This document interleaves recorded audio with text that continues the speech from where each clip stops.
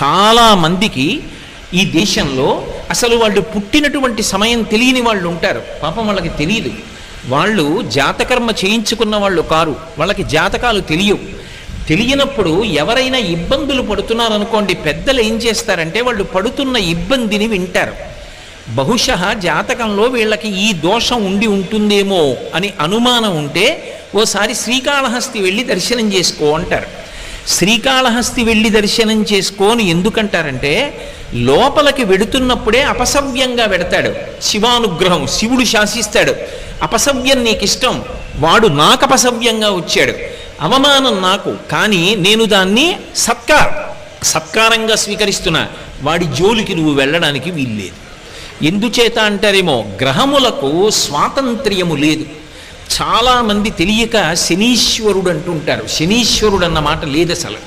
శనైశ్చరుడు, శనైహి చరహ. ఆయన చాలా మెల్లగా కదులుతాడు, మిగిలినటువంటి గ్రహాల్లాగా కదలడు, చాలా మందంగా కదులుతాడు. కాబట్టి మందుడు అని ఒక పేరు ఆయనకి.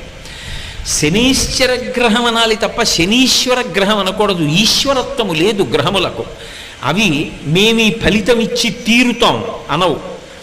పరమశక్తివంతమైనటువంటి పరమశివుడు ఎక్కడున్నాడో ఆయన శాసనానికి అవి వశవర్తులవుతాయి.